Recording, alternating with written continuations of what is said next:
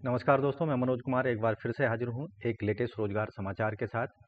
जैसा कि आप जानते हैं, इस चैनल पर आपको लेटेस्ट रोजगार समाचार हम डेली बेसिस पर उपलब्ध कराते हैं। उसी क्रम में आज हम आपके लिए लेकर आए हैं राजस्थान कर्मचारी चयन बोर्ड आरएसएसबी ने पशुधन यानी लाइव स्टॉक असिस्टेंट रिक्रूटमेंट 2025 के लिए नोटिफिकेशन जारी कर दिया गया है 2041 पदों के लिए। तो दोस्तों, इस वीडियो में पदों से संबंधित डिटेल जानकारी आपको स्टेप वाइज उपलब्ध होगी, इसलिए वीडियो को शुरू से अंत तक बिना स्किप किए हुए जरूर देखें। साथ ही वीडियो को एक लाइक कर दें, अपने दोस्तों में शेयर कर लें। चैनल पर पहली बार आए हैं तो चैनल को सब्सक्राइब कर लें। लेटेस्ट रोजगार समाचार डेली हिंदी में जानने के लिए साथ ही बेल आइकन को जरूर दबा दें। आओ शुरुआत करें नए कल की। तो देर कैसी दोस्तों, चलते हैं डिटेल जानकारी के लिए आरएसएसबी की वेबसाइट पर। तो दोस्तों, हम राजस्थान कर्मचारी चयन बोर्ड की वेबसाइट पर पहुंच चुके हैं। 12 दिसंबर को live stock assistant 2024 detail advertisement जारी किया गया था, जिसे यहां हमने डाउनलोड कर लिया है। राजस्थान कर्मचारी चयन बोर्ड विज्ञापन संख्या है 15/2024 पशुधन सहायक सीधी भर्ती 2024 के लिए पशु विभाग राजस्थान के अंतर्गत कुल 2041 पदों के लिए आवेदन मांगे जा रहे हैं पशुधन सहायक के पदों पर। तो यहाँ गैर अनुसूचित क्षेत्र में 1820 पद हैं और अनुसूचित क्षेत्र में है 221 पद। केवल ऑनलाइन मोड में योग्य भारतीय नागरिक इन पदों पर आवेदन कर सकेंगे। पशुपालन विभाग के अंतर्गत पशुधन सहायक के टोटल जो पद हैं 2041 हैं। तो ऑनलाइन आवेदन करने से पहले जो डिटेल एडवर्टाइजमेंट है उसको आवश्यक रूप से आपको पढ़ लेना चाहिए डिटेल में। ऑनलाइन आवेदन करने के लिए आपको rssb.rajasthan.gov.in या फिर sso.rajasthan.gov.in पर जाकर आपको वन टाइम रजिस्ट्रेशन करना होगा। ऐसे कैंडिडेट जो पहले ही वन टाइम रजिस्ट्रेशन किसी अन्य परीक्षा के लिए इस वेबसाइट पर जाकर करा चुके हैं तो उनको दोबारा से रजिस्ट्रेशन कराने की कोई आवश्यकता नहीं है। ऐसे कैंडिडेटों को सीधा लॉगिन करना होगा। वन टाइम रजिस्ट्रेशन जो आपको पहले किसी अन्य एग्जाम के लिए इशू किया गया है उसका आपको इस्तेमाल करना है। नए कैंडिडेट्स को one time registration SSO Jan Aadhaar के माध्यम से आपको जनरेट करना होगा। उसमें आपको जन आधार का डेटा फीड करना है, आपका नाम, पिता का नाम, जन्मतिथि, ये सभी सत्यापन करने होंगे। इसके अलावा आधार कार्ड जिनके पास नहीं है, ऐसे कैंडिडेट 10th क्लास की या डोमिसाइल की या अपने मूल प्रमाण पत्र का क्रमांक दर्ज करके उसके पश्चात फैच बटन पर क्लिक करने हैं और डोमिसाइल या बोनाफाइड प्रमाण पत्रों, मूल प्रमाण पत्रों से सत्यापित कर सकेंगे। डिजी लॉकर के माध्यम से भी आप लॉगिन कर सकते हैं। तीसरी कंडीशन यहाँ दी गई है, ऊपर बताए गए जितने भी ऑप्शन हैं अगर उनमें से भी आपके पास कोई ऑप्शन मौजूद नहीं है तो आपको ये वाला जो तीसरा ऑप्शन है इसको आपको देना होगा। उपरोक्त किसी भी प्रक्रिया से स्वयं के विवरण को सत्यापित करने में मैं असमर्थ हूँ, तो उससे संबंधित जो घोषणा है आपको ये करनी होगी। मैं अपनी प्रोफाइल विवरण सत्यापित करने में असमर्थ हूँ, इसलिए मैं परीक्षा हेतु परीक्षा के लिए निर्धारित समय से 1.5 घंटे पहले परीक्षा केंद्र पर बायोमेट्रिक सत्यापन के लिए उपस्थित हूँगा या हो जाऊँगी। तो वन टाइम रजिस्ट्रेशन कराते समय आपको वन टाइम रजिस्ट्रेशन चार्जेज भी पेमेंट करने हैं, जिसका पेमेंट आप ई मित्र कियोस्क या जन सुविधा केंद्र या स्वयं अपने मोबाइल पर या लैपटॉप, डेस्कटॉप का इस्तेमाल करके आप आवेदन कर सकते हैं, अपनी फ़ीस को पेमेंट कर सकते हैं। सामान्य वर्ग, क्रीमी लेयर, अन्य पिछड़े वर्ग, अति पिछड़े वर्ग के कैंडिडेट्स को और अन्य स्टेट के सभी वर्गों के कैंडिडेट्स को 600 रुपये फ़ीस पेमेंट करनी है वन टाइम रजिस्ट्रेशन के रूप में।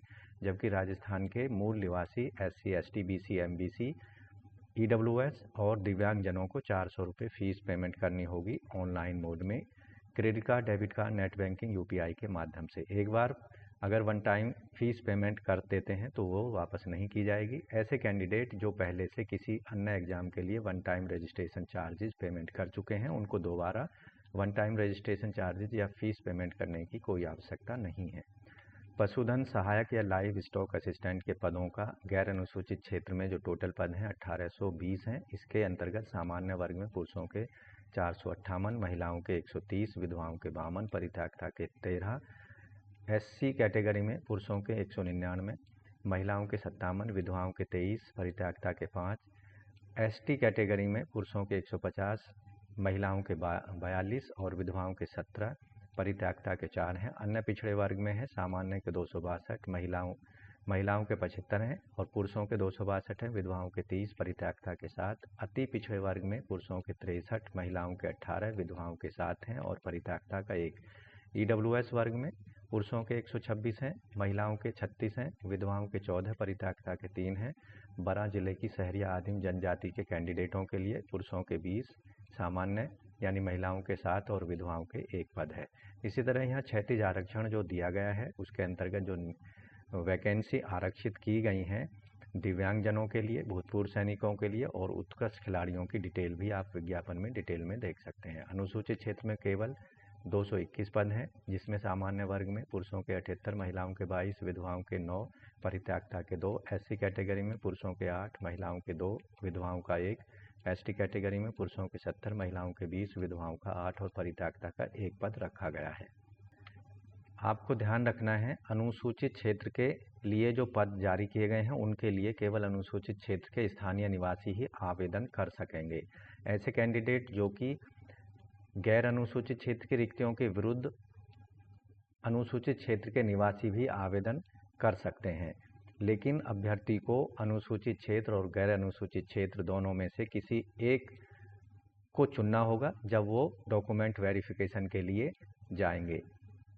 अगर ऐसे कैंडिडेट किसी भी क्षेत्र का विकल्प नहीं देते हैं तो उन्हें अनुसूचित क्षेत्र के पदों के लिए ही चयनित माना जाएगा। यहाँ एक विशेष नोट दिया गया है, ऐसी महिलाएं जो महिलाओं के लिए पद आरक्षित किए गए हैं, अगर किसी आरक्षित रिक्तियां महिलाओं से नहीं भर पाती हैं या योग्य महिलाएं नहीं मिल पाती हैं तो उन रिक्तियों को पुरुषों के द्वारा भरा जाएगा संबंधित कैटेगरी में। महिला अभ्यर्थियों के लिए इस प्रकार की रिक्त पश्चावर्ती वर्षों के लिए अग्रेसित या प्रेषित नहीं की जाएंगी, यानी आगे के ईयर्स के लिए वो फॉरवर्ड नहीं की जाएंगी। विधवा आवेदक होने की स्थिति में सक्षम अधिकारी द्वारा जारी किया गया वैध विवाह संपन्न होने की दशा में पति का मृत्यु प्रमाण पत्र देना होगा। परित्यक्ता महिला या विच्छिन्न महिला या डाइवोर्सी महिलाओं को न्यायालय के द्वारा आदेश या डिक्री की प्रति ऑनलाइन आवेदन करने की तिथि से पहले पहले आवेदक के पास होनी चाहिए, तभी उनको इस कैटेगरी में शामिल किया जाएगा और उस कैटेगरी के अंतर्गत उनको आरक्षण का लाभ दिया जाएगा। उत्कृष्ट खिलाड़ियों के केस में आवेदकों को अपना खेल से संबंधित जिस खेल में उन्होंने प्रदर्शन किया है उसका प्रमाण पत्र ऑनलाइन आवेदन करने की तिथि से पहले पहले उनके पास होना चाहिए। ऐसे कैंडिडेट जो कि अपने खेल से संबंधित सर्टिफिकेट हैं और ऑनलाइन आवेदन करने की अंतिम तिथि के बाद उनको इशू किया जाता है तो उसको कंसीडर नहीं किया जाएगा। यहाँ खेलों की या खेल प्रतिस्पर्धाओं की एक लिस्ट दी गई है, अंतर्राष्ट्रीय खेल संस्थाओं की और टूर्नामेंट चैंपियनशिप की। तो यहाँ अपने जो फेडरेशन है उससे द्वारा जारी किए गए खेल प्रमाण पत्र को समय से बनवा लें अंतिम तिथि से पहले पहले। दोस्तों, यहाँ जो वेतनमान दिया जाएगा लाइव स्टॉक असिस्टेंट पशुधन सहायक के पदों के लिए 7वें वेतन आयोग के लेवल 8 के अकॉर्डिंग यहाँ वेतनमान फिक्स किया जाएगा। शैक्षिक योग्यता लाइव स्टॉक असिस्टेंट के पदों के लिए आवेदक सीनियर सेकेंडरी पास होना चाहिए, यानी 12th क्लास पास होना चाहिए साइंस सब्जेक्टों के साथ में, जिसमें फिजिक्स केमिस्ट्री बायोलॉजी हो, या फिर agriculture biology, biology and physics, chemistry agriculture chemistry. इसके साथ ही 1 साल की आवेदक ने ट्रेनिंग सर्टिफिकेट या 2 साल की ट्रेनिंग सर्टिफिकेट या डिप्लोमा लाइव स्टॉक असिस्टेंट का किया होना चाहिए किसी भी रिकॉग्नाइज्ड यूनिवर्सिटी इंस्टीट्यूट से जो कि राजस्थान गवर्नमेंट द्वारा रजिस्टर्ड होना चाहिए। दूसरी कंडीशन है आवेदक को देवनागरी लिपि में हिंदी का ज्ञान होना चाहिए और राजस्थानी कल्चर का पर्याप्त ज्ञान होना चाहिए। साथ ही ऐसे कैंडिडेट जो कि अंतिम वर्ष की परीक्षा में शामिल हो रहे हैं और जिनका रिजल्ट अभी डिक्लेयर नहीं हुआ है वो भी इन पदों के लिए आवेदन कर सकते हैं, लेकिन उनको मुख्य परीक्षा में उपस्थित होने से पहले लिखित परीक्षा और साक्षात्कार के दोनों चरणों के माध्यम से चयन तभी किया जाएगा तब वो अपनी क्वालिफिकेशन का प्रूफ आयोग के समक्ष प्रस्तुत कर देंगे। तो विशेष रूप से इस तरह के कैंडिडेटों को ध्यान रखना है, आपकी जो शैक्षिक योग्यता है हर हालत में परीक्षा आयोजित होने की तिथि से पहले पहले रिजल्ट डिक्लेयर हो जाना चाहिए, उसके सर्टिफिकेट आपके पास आ जाने चाहिए। इन पदों के लिए आवेदक की राष्ट्रीयता आवेदक भारतीय नागरिक होना चाहिए। इसके साथ ही नेपाल, भूटान, तिब्बत के शरणार्थी भी इस पदों के लिए आवेदन कर सकते हैं। आयु सीमा की गणना 1 जनवरी 2026 को आधार मानकर कम से कम 18 साल होनी चाहिए और अधिकतम 40 साल होनी चाहिए। अधिकतम आयु सीमा में यहाँ छूट दी जाएगी। उसके लिए अगर कैंडिडेट सामान्य वर्ग की महिला है और इसके साथ ही SC, ST, BC, MBC, EWS वर्ग के पुरुष हैं, उनको 5 साल तक की छूट होगी अधिकतम आयु सीमा में। इसी तरह राजस्थान के मूल निवासी SC, ST, BC, MBC, EWS और दिव्यांग जनों के पुरुषों को यहाँ 10 साल तक की छूट दी जाएगी अधिकतम आयु सीमा में, महिला और पुरुषों को। लाइव स्टॉक असिस्टेंट या पशुधन सहायक के पदों पर जो पेंशन लागू की जाएगी, वर्तमान समय में राजस्थान सरकार द्वारा जो पेंशन लागू की हुई है वही पेंशन लागू की जाएगी। पंजीकरण शुल्क और इन पदों पर ऑनलाइन आवेदन करने की जो अंतिम तिथि है 31 जनवरी से ये पद ऑनलाइन मोड में एप्लीकेशन फॉर्म शुरू हो जाएंगे। उसके लिए लिंक एक्टिवेट कर दिया जाएगा 31 जनवरी से और 1 मार्च 2025 रात के 12 बजे तक इन पदों के लिए आप रजिस्ट्रेशन करा सकते हैं और एप्लीकेशन फ़ीस को सबमिट करा सकते हैं। साथ ही एप्लीकेशन फॉर्म को फाइनली ऑनलाइन मोड में सबमिट करा सकते हैं। लाइव स्टॉक असिस्टेंट के पदों पर जो एग्जामिनेशन होगा, रिटन एग्जामिनेशन होगा जिसके आधार पर चयन होगा, ये कंप्यूटर आधारित या टैबलेट आधारित या OMR आधारित होगा, जो कि 13 जून 2025 को इस परीक्षा का आयोजन किया जाएगा राजस्थान के विभिन्न डिस्ट्रिक्टों में बनाए जाने वाले परीक्षा केंद्रों पर, जिसके लिए प्रवेश पत्र आपको आयोग की वेबसाइट पर जाकर डाउनलोड करने होंगे।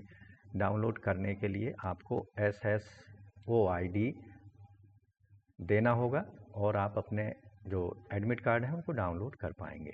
साथ ही एडमिट कार्ड आपके घर के पते पर नहीं भेजे जाएंगे। दूसरी जो बात है यहाँ पर RSSB द्वारा प्रवेश पत्र कब से अवेलेबल होंगे ऑनलाइन मोड में, उसकी सूचना आपके ईमेल ID और आपके व्हाट्सएप मोबाइल नंबर के माध्यम से आयोग आप तक पहुँचाएगी। अप्लाई जैसा कि हमने बताया कि आपको केवल ऑनलाइन मोड में करना है। ऑनलाइन मोड में आवेदन करते समय आपको लेटेस्ट फोटोग्राफ जो 1 महीने से ज़्यादा पुराना नहीं होना चाहिए अपलोड करना होगा, स्कैन कर लेना है उसको और 50 से 100 GB फॉर्मेट में JPG फॉर्मेट में अपलोड करना है। सिग्नेचर करके रनिंग हैंड में वाइट पेपर पर ब्लैक पेन से उसको स्कैन कर लेना है और 20 से 50 KB साइज JPG फॉर्मेट में आपको अपलोड करना है। अब बात करते हैं, अगर एप्लीकेशन फॉर्म भरते समय आपकी कोई गलती हो जाती है उसमें सुधार कैसे कर पाएंगे। तो वन टाइम रजिस्ट्रेशन में जो आपने सूचनाएं दी हैं उनमें आप कोई संशोधन नहीं कर सकते, जैसे फ़ोटो, हस्ताक्षर और अन्य सूचनाएं जो वन टाइम रजिस्ट्रेशन के दौरान आपने उपलब्ध कराई थी उनमें आप कोई परिवर्तन नहीं कर सकते। परिवर्तन करने के लिए आपको ऑनलाइन आवेदन करने के अंतिम तिथि के बाद 7 दिन का समय दिया जाएगा। इसके लिए 300 रुपये आपको ऑनलाइन मोड में पेमेंट करने होंगे, जिस तरह से फीस पेमेंट करते हैं, और आप इस दौरान अपनी शैक्षिक योग्यता में अंतिम तिथि के बाद 7 दिनों के अंदर संशोधन कर सकते हैं केवल एक बार। ऐसे कैंडिडेट जो कि वन टाइम रजिस्ट्रेशन में शैक्षिक योग्यता में एक बार जो चांस दिया गया है उसमें संशोधन नहीं कर पाते हैं, तो उसके बाद केवल आपको परीक्षा जब रिटन एग्ज़ाम कंडक्ट हो जाएगा उसके बाद एक चांस दिया जाएगा। उसके लिए आयोग द्वारा वेबसाइट के माध्यम से एक स्पेशल नोटिफिकेशन जारी किया जाएगा कि जिन कैंडिडेट्स को अपनी शैक्षिक योग्यता में कोई संशोधन करना है वो उसमें कर सकते हैं एक दिए गए नियमित टाइम के अंतर्गत। दोस्तों, जैसा कि हमने बताया, पशुधन सहायक या लाइव स्टॉक असिस्टेंट के पदों पर जो चयन किया जाएगा वो रिटन एग्जामिनेशन के माध्यम से किया जाएगा। रिटन एग्जामिनेशन की जो स्कीम है पशुधन सहायक के पदों के लिए, इसमें 2 भाग होंगे परीक्षा के।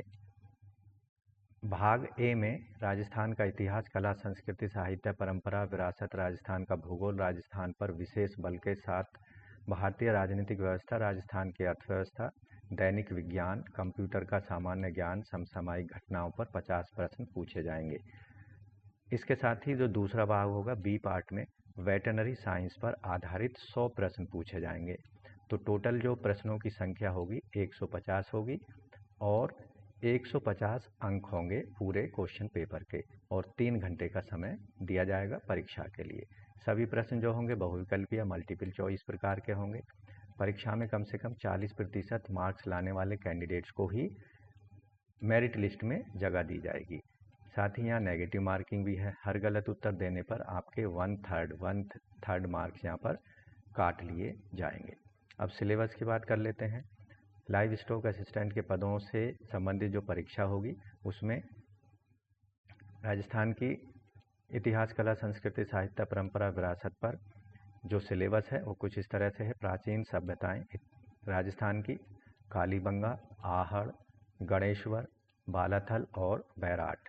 राजस्थान के इतिहास की महत्वपूर्ण ऐतिहासिक घटनाएं, प्रमुख राजवंश, उनकी प्रशासनिक और राजस्व व्यवस्था, सामाजिक सांस्कृतिक आयाम, राजस्थान की स्थापत्य कला की प्रमुख विशेषताएं, किले, स्मारक कलाएं, चित्रकलाएं, हस्तशिल्प। राजस्थान में स्वतंत्रता आंदोलन, राजनीतिक जन जागरण, प्रजा मंडल और राजस्थान का एकीकरण पर प्रश्न पूछे जाएंगे। इसके साथ ही लोक भाषाएं, बोलियां और साहित्य राजस्थान का, लोक संगीत और नृत्य साहित्य राजस्थान के, संत कवि योद्धा, लोक देवता, लोक देवियां राजस्थान की, मेले, त्योहार, रीति रिवाज, वेशभूषा, आभूषण राजस्थान से संबंधित। राजस्थान का भूगोल जो होगा इस पर राजस्थान के प्रमुख भौतिक स्वरूप, जल दशाएं, वनस्पति, मृदाएं, नदियां, बांध, झीलें, राजस्थान के प्राकृतिक संसाधन जैसे खनिज संपदा, वन संपदा, जल संसाधन, पशु संपदा, वन्य जीवन, अभ्यारण्य, संरक्षण, जनसंख्या, इसके अंतर्गत वृद्धि, घनत्व, साक्षरता, लिंगानुपात, प्रमुख जनजातियां राजस्थान की और राजस्थान में प्रमुख पर्यटन स्थल।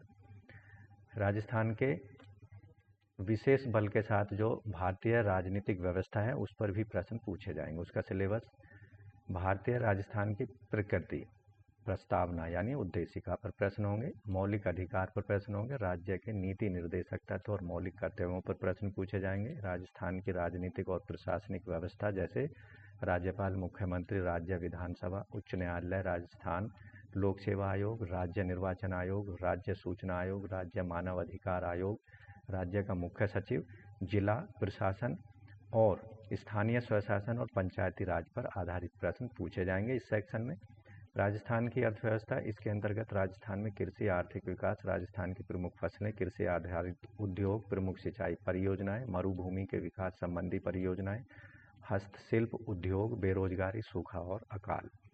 इसमें दूसरा पार्ट होगा राजस्थान में विभिन्न कल्याणकारी योजनाएं, महात्मा गांधी राष्ट्रीय ग्रामीण रोजगार गारंटी अधिनियम, मनरेगा और विकास संस्थाएं, लघु उद्योग, वित्तीय संस्थाएं, पंचायती राज संस्थाओं की ग्रामीण विकास में भूमिका, इस पर प्रश्न होंगे।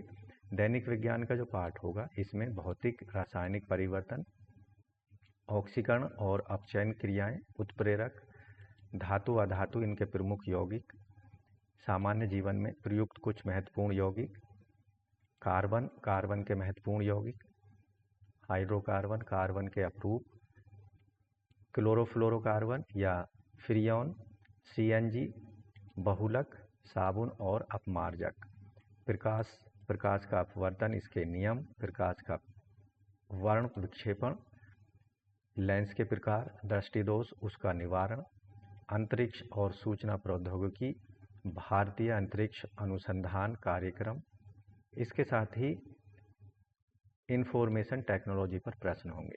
अनुमानसिकी से संबंधित सामान्य शब्दावली, मेंडल के अनुमानसिकता के नियम, न्यूक्लिक अम्ल गुणसूत्रों की संरचना, विश्लेषण का केंद्रीय सिद्धांत, मनुष्य में लिंग निर्धारण, पर्यावरण पर आधारित जो सिलेबस है, पारिस्थितिक तंत्र की संरचना, पारिस्थितिक तंत्र के जैविक घटक, पारिस्थितिक तंत्र में ऊर्जा प्रभाव, जैव भू रासायनिक चक्र, जैव भौतिक सामान्य जानकारी, जैव पेटेंट, नए पादपों की किस्म, उनका डेवलपमेंट, परिवर्धन, ट्रांसजेनिक जीव और परजीवी जीव, जंतुओं का आर्थिक महत्व, पादपों का आर्थिक महत्व, रक्त समूह, रक्तदान, RH कारक यानी RH फैक्टर, रक्ताणु और मानव स्वास्थ्य, कुपोषण और मानव स्वास्थ्य, मनुष्य रोग कारण एवं निवारण।